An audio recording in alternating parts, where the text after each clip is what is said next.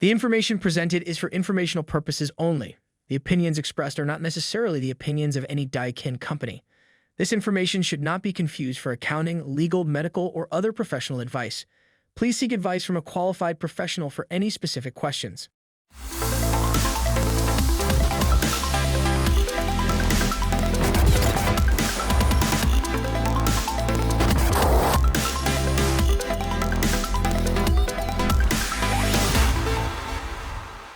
Welcome to the Accelerated HVAC Success Program. My name is Ben Middleton. I'm the National Sales Training Manager for the Daikin, Goodman, and Amana brands. Today we have Jennifer Bagley with us, CEO and founder of CI Web Group. Jennifer, thank you so much for being here. Thank you. I appreciate you having me today.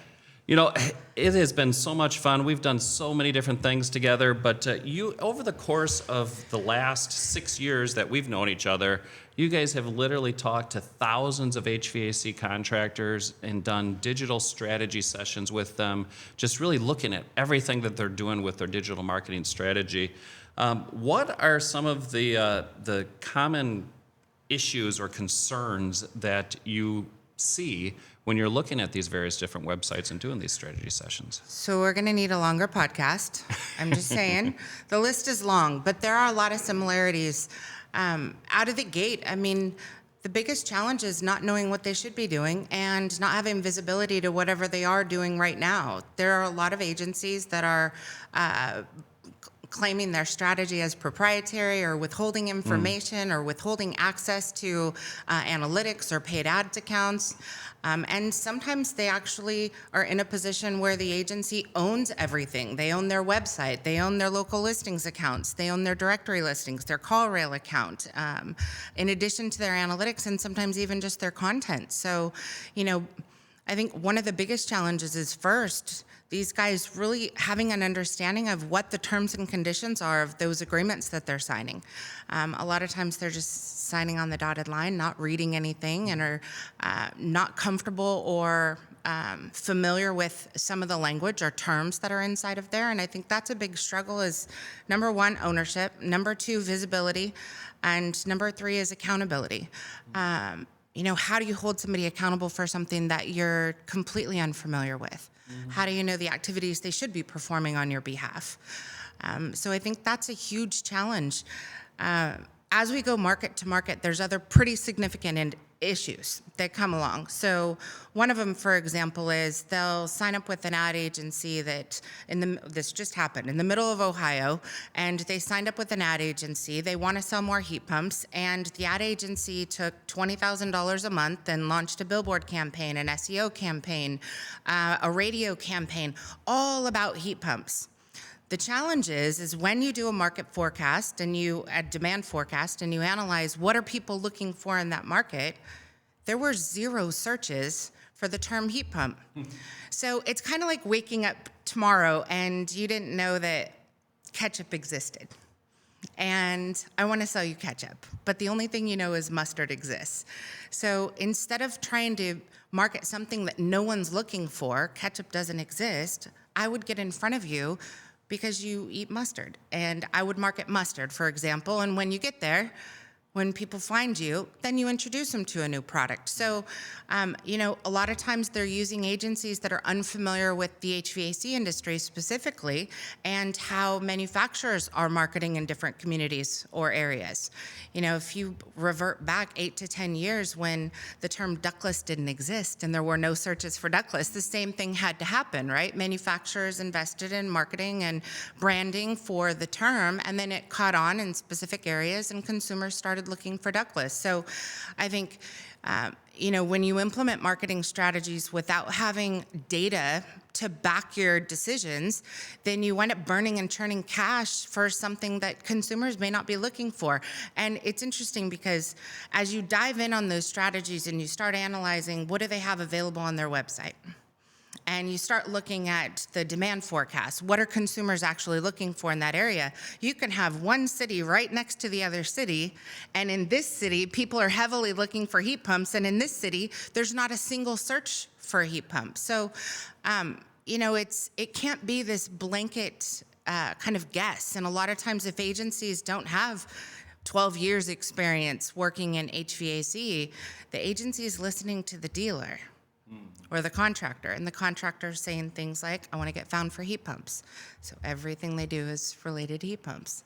So I think that's, a big challenge is if you're hiring somebody that doesn't know the industry, doesn't know the consumer market, isn't leveraging data to be able to determine exactly what consumers are searching for, the frequency of those searches, then it's really hard to create a strategy. You can't utilize a one-size-fits-all strategy across the board. So I think those are some of the things that are the biggest challenges. Yeah, and I know I've sat in a lot of your presentations, and you talk about other things quite a bit. We talk about furnaces, right? For some people, some markets, furnaces are what people look for. Other people, it's heaters is what they look for. And, we talk about air conditioners, and so many people say, well, I want to be found for cooling. Nobody ever Googles searches cooling. for cooling. And so you're absolutely right. You need to make sure that you're available where the customer is looking. And if you're not an option, well, then you're not going to get that customer. You have to be an option when that customer is there. So 100%. the other big challenge we have in our industry right now, too, is contractors looking for good people to come and work for them. And how does that tie into the digital marketing strategy? So it's the same philosophy. If you look at people looking for jobs or look at homeowners looking for a solution for a broken air conditioner or to upgrade to a higher efficiency system, both typically have the same process. What do you do when you need something? I go to Google, I do a search, I probably skip the ads, may or may not click on the maps. I definitely find a website on page 1 of Google, and it's no different when someone's looking for a job. They're gonna go to Google, do a search, and they're looking typically for HVAC technician jobs in blank in that location. So when you're implementing your marketing strategy, we can't just focus on lead generation, sales, and marketing. We have to account for the HR, the operation, and the people part of the business as well. So if you're looking at a map, and on that map you're trying to identify how do I want to acquire additional market share, additional households as customers, or how do I want to grow the business, whether it's vertically or horizontally? Do I want to add additional services? Do I want to add additional locations? I have to account for people. So one is having a job board on your website that's searchable, not an embed code job board that's provided by a third-party company that's unsearchable, but literally one job description for each position you want to hire for in each location. Technically, your SEO strategy for services you want to sell, repair, service, installation, maintenance, tune-up, replacement, and so forth, needs to also line up with your job strategy, your recruiting strategy.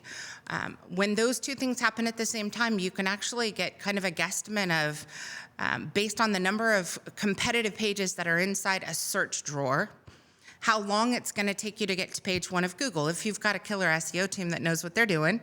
And you can create those job postings, get them listed, oftentimes be gathering resumes as your ranking is climbing. When you get closer to the top of Google, hopefully by then you've got enough job submissions, candidates that you've interviewed, you've hired somebody, you've got them in training, and by the time you move into that top 10 positions and you start to have lead flow, now you have people to be able to do the work.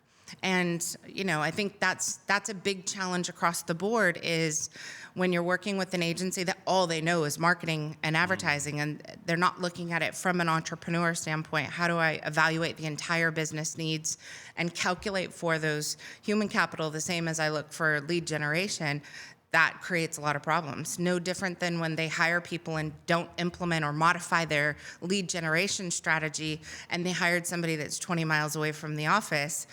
Those people wind up leaving because they don't have enough leads in their area to be able to fulfill, keep them busy. Right. And so, great. Now you've figured out, am I an option?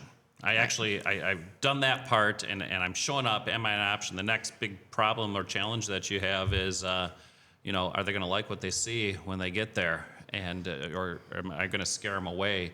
Can you talk a little bit about bounce rate, what that is, and why that's so important when you talk in terms of content? Yeah, absolutely. So let's tie all these pieces together. Yeah. So we have the total number of visitors to the site. How many people do you have coming to the site?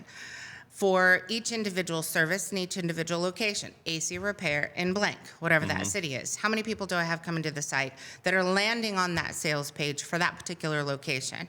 What is my bounce rate? So if I have a 50% bounce rate and 100 people visiting that site, now I know I only have 50 potential opportunities. If I have a 1 to 3% conversion rate, is that enough business to be able to pay the bills? So those metrics, when somebody lands on your site and they bounce instantaneously, they couldn't figure out who you were, what you do, where you do it, how to reach you, what other people think about you. Maybe your reviews were lacking or poor. Maybe your social media accounts were outdated and the last time they published content was 5 years ago, so they think you're closed. All of those different elements, from your branding to the design and construction of your site, to the development, which is impacted by load times, speed, quality of the images, graphics, text. Does it look like a canned template with the same yellow hat on every single person, and they're unsure if this is a one-person company or, if they're going to be taken care of? And then same thing with, conversion techniques. If you make it difficult for customers to reach you, so forget about answering the phones for now. Before that, do you allow people to do business with you after hours? If you think about when consumers are able to take care of their honey to-do list, which HVAC repair and installation projects fall into that, that's typically not going to be Monday through Friday from 9 to 5. So if your Google business listing says you close at 4 o'clock and it's 5:01 or 7 p.m. and they go searching and it says closed, then you have a bounce. If they land on your website and the only option is a contact form, there's no way to chat, I can't text, I can't click to call, then you have additional higher bounce rate. If they're looking for pricing and they want to be able to get an estimate or do some research, do you have e-commerce functionality that's allowing a consumer to do the same research that they do in every other area of their life? They're used to going online, doing their homework, figuring out how much things cost, if they can apply for financing, finding all that information out, and then making a more educated decision. So if they're looking for that kind of information and it doesn't exist, then you likely are going to have an increased bounce rate. There's hundreds of things that can be part of a bounce rate, but your brand, your design, the development of the site, the load time, the maintenance on your website, your server speeds, there's a lot to making sure that the money that you put into, for example, search engine marketing or paid advertising or any other mediums, that you're not losing that investment because you have other errors and omissions that have happened throughout the process. Right. So we got them to the site. We got them to stay there because they like what they see and it's easy for them to be able to do it. The next thing is to actually convert that, right? To convert that into an opportunity. Yeah, absolutely. So you want to give people options. Like I said, you want to give them the ability to fill out a form. You want ability to text, to be able to click to call, to be able to chat, to be able to convert via an e-commerce conversion platform. Those are the top 5 primaries. There's also, quick conversion things you can do if you're trying to get somebody to download, for example, a promo, or fill out a form to get access to a $79 tune-up or whatever your promotions are as well. But in addition to that, once you have a lead, your response times have to be immediate. We're in an environment where we're all trained to be able to get extremely quick response times on everything that we do. In fact, we're looking for immediate.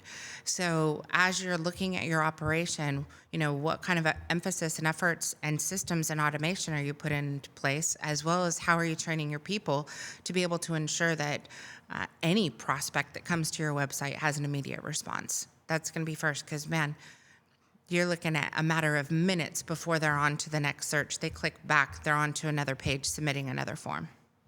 So if one of our listeners went to the HVAC Learning Campus and they went to the Ask a Coach feature, could they request a strategy session so they could see what sort of traffic they have coming to their actual site today? They could see they could understand better what that bounce rate is, and they could also understand, what tools they have in place to actually make conversions. Is that something that you guys would do? All day, every day. So not only that, but on top of that, When we sit down to do an analysis, we're going to do a deep dive into their website and provide them with a structured inventory analysis of their website. So if you think of your website like a digital store, and if you were to go over and make a list, you were going into business, you're creating a store, you were going to create your inventory list of these are all the things I want to sell. We're going to help you identify what's the inventory list look like on your website. Most of the time, like 99% of the time, when we do the structured inventory list of what's on their website, they're missing 2/3, if not more, all the things they want to sell in all the areas they want to sell them. They just don't exist. You can't sell something that doesn't exist. So that's first. What do you want to sell? Where do you want to sell it? Does it exist in the store?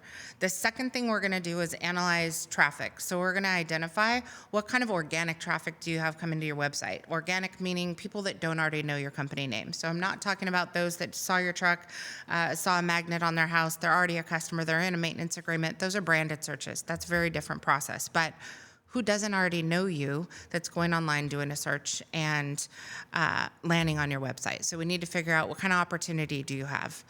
I would say out of the last 100 strategy sessions that I've personally done, the average is around 100 visitors. 100 visitors, 50% bounce rate, 1 to 3% conversion rate, which would be really good for most of these websites. That's not enough business to grow, let alone survive, especially in a down economy. The second thing that we're going to do is do a market analysis. So a market analysis is going to determine what are all the cities you want to do business in. As we drill into each one of those cities, we're going to determine how many households are in that city. How many houses do we have to deal with?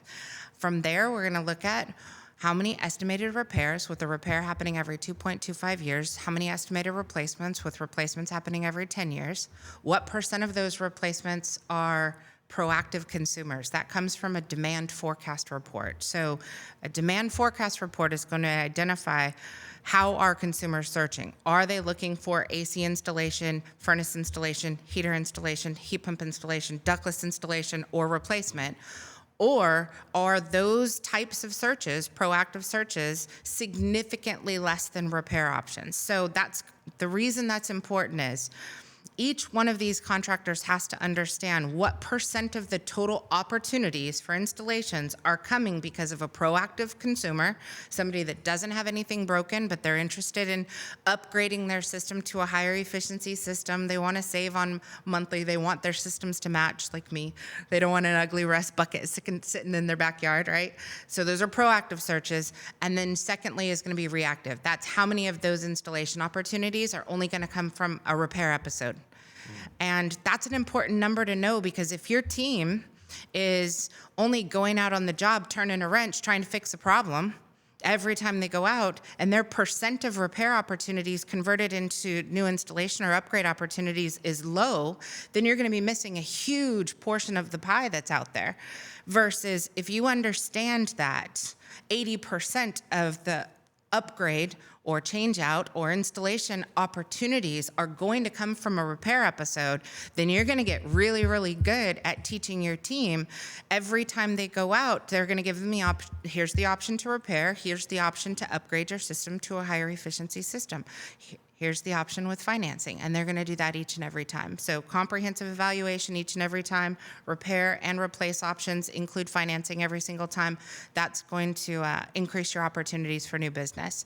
So all of that is part of our strategy session, because we really want to make sure that, whether you do business with us or not, you're going to leave more educated. You're going to leave with data and information that you can make decisions on, and you're going to be able to see why the things you've been investing in haven't worked. So it's not a distaste in, I hate SEO, or I don't like marketing agencies. It might just merely not be, understanding that you don't have the assets that are necessary to be able to support a strategy that's going to get you new business. And so that's what people come out at. When people sit down for these strategy sessions with us, they're blown away. I have thousands of recordings where people are like, I've met with hundreds of agencies, I've met with quote unquote the top agencies in the industry, and I've never felt more comfortable in understanding where I made mistakes, with other companies that I've worked with, what's being neglected right now, what's not being done that should be done, and what's working that I should be investing more into. And I think those really help people make better decisions. So you brought up an interesting point. You said that the consumer demand is dropping, and we we do recognize that a lot of systems that were going to be replaced maybe this year or next year or even the couple years beyond that were actually pulled forward during COVID. People had had extra cash because they weren't doing the family vacations, and a lot of stuff was put on hold, and so they invested in their home, and so we saw a lot of that business pulled forward. We see the demand dropping. How do contractors ensure that they're less impacted by that reduction in demand? Yeah, that is a really good point. So this is the pie, right? And right now, the majority of every contractor, if not all of them, are only operating, seeing this much of the sliver of the pie. So let's say the pie shrinks and you don't do anything different, then you're going to feel that. You're going to feel the pain of having a contracting market. However, you still have 98% of the pie you haven't touched. Right. So there's no reason for any company to actually feel a contracting market if they make decisions that are going to acquire additional market share in the areas they want to serve. So this is the time where, you're working with an agency through COVID, things were blowing and going, your phones were ringing off the hook, people are upgrading, they're bringing their kids home, they're making an office at home, they're building a schoolhouse in their backyard, they're modifying their garage, they were doing all of these things, right? And so it felt like what you were doing was working. And I see that constantly. Now that the tables have turned, and these are different times, it's becoming very, very apparent that the agencies that were providing all of the leads during that time may have not been doing the heavy lifting, that it may have just been the market. So now's the time to buckle down and really identify what are the services that I want to sell, what are the target markets that I want to sell them, where is the demand for consumers, and am I going to implement a modified strategy to be able to acquire a larger piece of that pie? Because the pie can get smaller all day long, but as long as you expand the piece of the pie that you are acquiring, you're sitting pretty. I mean, our clients are growing. I've got clients that are having open houses and recruiting events with 200 people lined up around the door for the recruiting event because they have such a high lead volume. They're expanding their digital store, adding additional inventory, putting themselves in position in front of consumers who are searching for things they want to sell in markets that they want to do business, and they're growing. I mean, the only clients that we have that are not growing right now are the ones that are not making the decisions to do the things necessary to grow. So, and they are feeling the contraction. I see it every day. And the difference is those that understand, when you really understand the technology, the structure, the architecture of a website, understand how consumers search, when they search, where they search, and you position yourself in front of them, you can make any kind of money you want. And in fact, I think right now, this is the time when all of those who are making the right decisions to expand their digital infrastructure, increase total visibility in front of a larger group of consumers who are buying today. I mean, they're going to take over. Those are the ones that are acquiring the small companies. My largest companies right now, these contractors are looking at how do I identify these contractors doing nothing that have an existing database of customers, and I'm going to grab those as a database grab and tuck them into my company. How do I acquire companies that have a semi-decent brand with a little bit of marketing, and I make them a standalone brand and come in and purchase those companies and be able to acquire them and make them a pillar in a particular community and tuck in other companies underneath them? And what companies do I want to purchase outright and have them become one of the primary brands that I want in a market? So this is not a time for being concerned about the contraction. It's a time for taking action so that you don't have to be concerned. So just to finish that thought out, what are the most aggressive strategies that I can do as an HVAC contractor to increase my market share? So that's a loaded question. And it's a loaded question because I can't see your P&L. I can't see your chart of accounts. I don't know what kind of money you have in the bank. So I have a challenge with that. Technically, if money grew on trees, I'm just going to pretend like you have cash. The number one thing that you can do is going to be starting with the data analysis and identifying where are the highest demand, or what are the highest demand search terms in markets that have the least competition. And your version and my version of competition, or a contractor and my version's competition, is very different. They're looking at how many companies are in that market. When you're evaluating digital competition, you go to Google, you do a search, AC repair in blank, choose Orlando. And then AC repair in Sarasota, for example, or in Paris.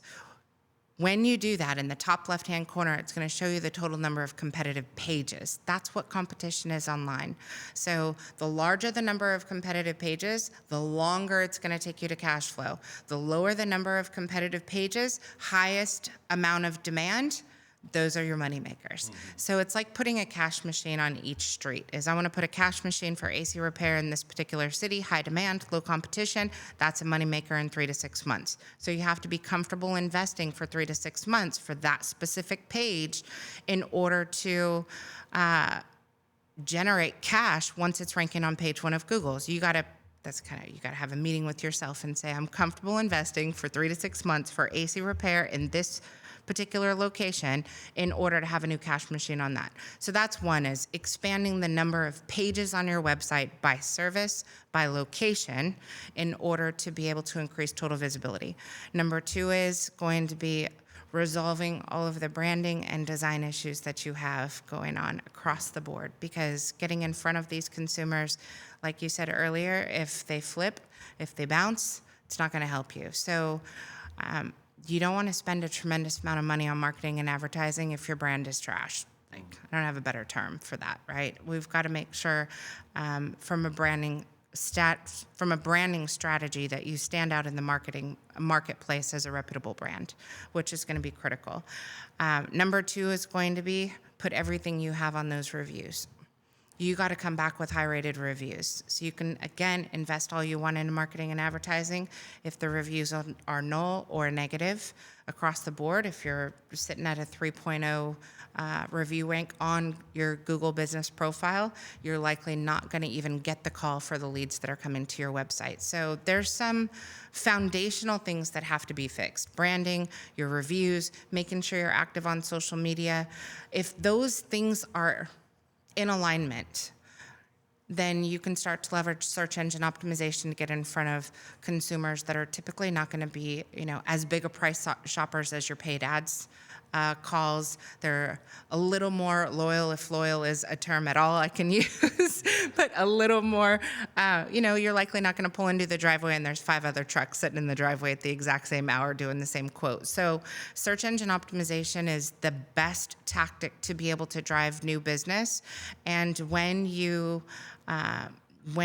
accompany that with paid advertising, if you have the budget, positioning within your marketplace, whether it's billboards, TV, and radio, and so forth, canvassing, and then have a complete strategy that's dedicated to your existing database of customers and prospects. That would be utilizing email marketing, text marketing. If you didn't collect email and text, then we need to look at having a print campaign to be able to acquire. So we can send out a print campaign to your entire database, have them enter to win, and maybe it's a Yeti cooler or something.